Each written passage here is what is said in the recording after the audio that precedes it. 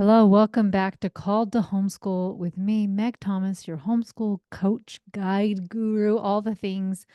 I'm a homeschool mom of seven. I've graduated five homeschool kids now. We will be starting our 18th year of homeschooling, and it has been a blast, and I love it. And there are some really exciting things that we are working on doing in our own homeschool this year that I trying to put together. So I'll tell you a bit more about those as we continue to make plans with that. But I love it. I love homeschooling. I love talking to everybody about homeschooling. Whenever I go to a park and there are just mom personalities, you can tell that they love being with their kids. And I always say, "Do you homeschool?" And they're like, "No, but I've thought about it." And like, funny thing, I love to help people who want to homeschool. So if I ever run into you and you look like you're just loving your kids, I'm gonna ask if you homeschool. So we are back to asking questions that you can message into me. And I have a link in my email list and a link in my Instagram bio that you can go and ask me any question and I'll answer it here on the podcast. And I actually just love doing these off the cuff and just talking about it and getting it out. And I'm excited. I love all the questions that have been coming in. So this one is from Sherelle from Utah. And she says, I've been a stay at home mom since my oldest was born. When she was 5, we started homeschooling. Life has been crazy from me from that moment on. Fast forward to 2025, and my daughter is 13. We went through an extremely hard time financially, so I started working for my sister. Nothing crazy, just twice a week for a total of 4 hours. Yet somehow that tiny job has turned my life upside down. I can't keep up with the house, the laundry, the homeschooling, etc. I am struggling, and now that my husband is able to earn enough for us to live and have a tiny bit of breathing room, I'm wanting to let go of my job and go back to only being a homeschool mom. I feel like I am burned out, and I stopped finding joy in homeschooling, fantasizing about sending them to school, etc. Anyways, how do you do it all? I feel ashamed that I can't do it all and shame about quitting because it's only 4 hours. Logically, I should be able to do it, but I am exhausted. I just am not sure what to do. What a great question. Now, I called this episode How to Do It All: Homeschooling, Running a House, Parenting, etc. And I wanted to give you this answer right in the very, very beginning of how in the world do I do it all? And the answer is I do not. I do not do it all. Nobody on this planet can do it all. And to think that somebody can is, I can see why you are exhausted thinking that other people are doing it all and you are then failing. You do not get to see my life 24/7. I like don't put makeup on every day. Even right now I have on a nice top, but then I have sweats on the bottom. My daughter goes, "Ooh, I like this. Business on top and casual on the bottom." I don't do it all. My house looks like people live in it. I don't have a cleaner. I don't have somebody bringing in our meals, and so sometimes it's a hot mess. I have to be very intentional with where I spend my time, and nobody can do it all. So that thinking that other people are doing it all, you have to let that go. So I was once coaching somebody who was talking about this other lady that she was just so amazing and she's helping in the community and she's serving and doing all of this and she homeschools and has a bunch of kids and how is she doing it? And I said something else in her life is suffering. If she is putting in all this time into serving in the community when she is homeschooling her kids and like something is suffering and she goes, well, she's really unhappy. And I go, well, there's one thing. And then she dove in. She has a terrible relationships with her children because she's always stretched thin. And so she's always yelling at them. She is frazzled, like people don't like her because she's so mean. So, like, as she dove in, she realized this lady is not doing it all. So, with that, you have to decide what is a priority to you. Even within my business, I have to be really intentional with where do I want to spend my time.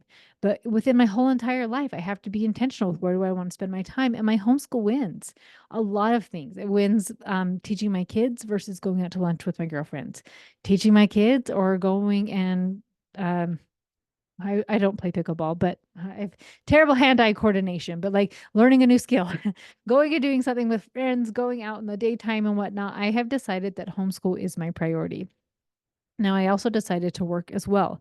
So I made time for that as well. And I usually can just do it on Tuesday afternoons and put in a block of time. So I'm not working every single day. And in the summertime, our homeschool is only 3 days a week and whatnot. But then maybe the house doesn't always look immaculate. Maybe the dishes aren't always done. There's something that has to give when you prioritize something else. And it's so interesting because it's even simple things. And this is so gross, but like I don't wash my hair a lot. I usually once a week because it's so time consuming to me that it's not worth the time. Right. So like nobody's even doing it all. Let's just get that out of there. Can I say that enough times? Like I don't do it at all. And like you have to decide what is all anyway. And so if that's something like list out the things that you wish you could be doing. And because this mindset of how do I do it all, right? Is going to create that exhaustion because all is just too much for anybody's brain to comprehend. So listing out like what are some things I'd like to do or like to have done, and is it a huge priority for me? And if it is, can I figure out a way that I can do it? Can I figure out a way that I could trade and somebody could do it? Could I figure out a way that I could pay for it, right? And start getting curious about what are some of these things that I'm wishing that I could do, wishing that I had more time for. Whatever it is, if it is a priority, you can make it happen. But if everything becomes a priority, nothing happens. And part of that exhaustion is probably thinking that I have to do it all. And when I see people with these gigantic to-do lists, I think I feel exhausted just looking at your to-do list.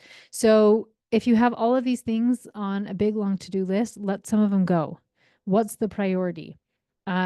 And a lot of them might even be good things. A cute mom I heard was she was talking about her to-do list and she struggles because her to-do list gets so big. And she was saying how she simplified it. And I was like, oh my gosh, I'm overwhelmed just listening to your to do list. That's way too much.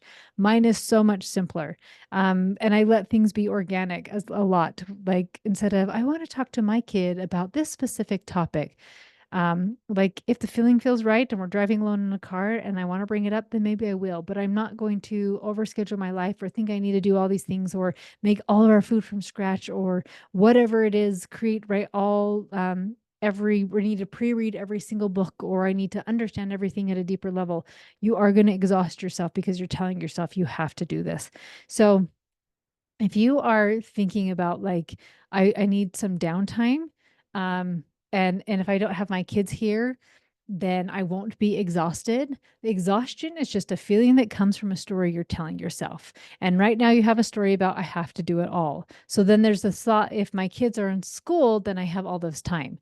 But you're just going to change your heart, right? And so instead of like you might get the block hours of 8 to 2 where your kids are at school, but you're also going to now have chaotic mornings of getting your kids out to school. And you're going to have chaotic afternoons where I know for myself and a lot of other homeschoolers, we get to have that downtime that's a lot more easygoing and relaxed. And then you can decide how you want your school to be instead of being told you have to do this project or you have to submit this or you have to get this paper and you're at somebody else's whims, right? So you're the exhaustion is just coming from the story you're telling yourself that I have to do it all, right? And so feeling burned out, I get that if you're trying to do a lot of things and you need to pull back and come back to the basics of why did you choose to homeschool in the first place? What is it that you wanted to create with it? And now that your daughter is 13, I have found for my own children, a lot of other people I work with, as when they reach the teenage years, they do want some other classes that maybe are outside of the home. So maybe instead of thinking like I have to do it all, right? Or maybe I would like a little bit of a break. Is there a class or two that she could do outside of the home? I know my son is 14 and he will do one, two, three classes outside of the home this year. And then he's also doing sports. So he'll have a couple of things going on where he's out of the house, right? And I don't really want it to break, but he's ready for some of those things. So kind of playing with some of those things. Now, it was interesting too, something else you said that you work for a total of 4 hours.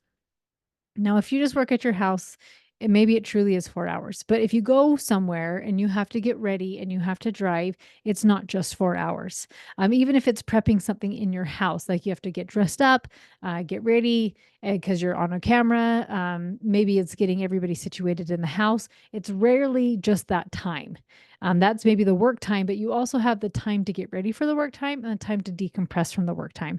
So giving yourself a little bit of more grace there, that it may be a little bit longer than you have anticipated.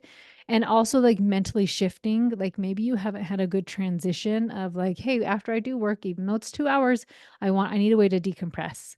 I need a way to clear my head. And so maybe that's a walk.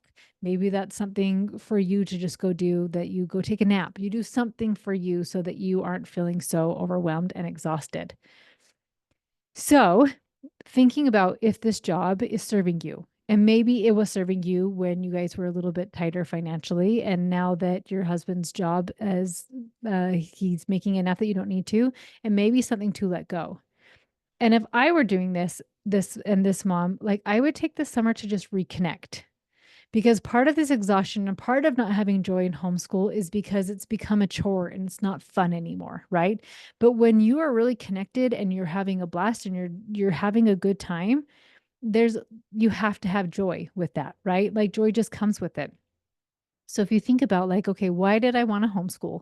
And really getting clear on what you like, why in the world you started it, and then coming back to those basics of like, let's reconnect. And maybe like, what is the new flow of our house? If I'm not going to be working anymore, like, what do we want our day to look like? What do we want our school year to look like? Do we want some time where your 13-year-old can go to in-person classes or something like that? Right. I've just really getting, clear on let's create joy. So just like you're feeling exhausted, exhausted was just created from a story you're telling yourself. Joy can be created from the same idea of it's just the story you want to tell yourself. I love this. I love that I get to be with my babies.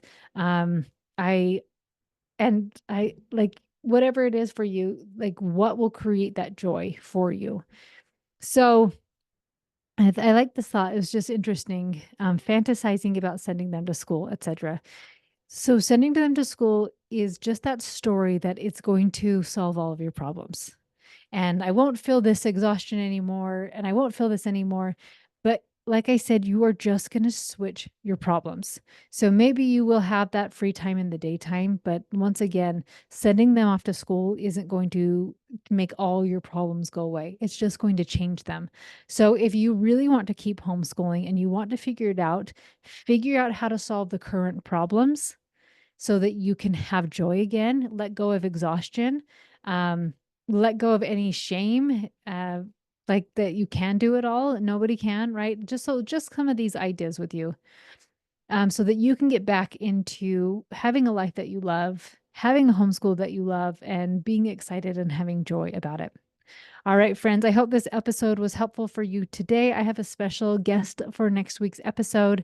And if you have a question you'd like answered on the podcast, please make sure to message me, not message me, but fill out the form, and it's either in my weekly email or on my Instagram link tree. So Coach McThomas. All right, friends, have an amazing week, and I'll talk to you next time.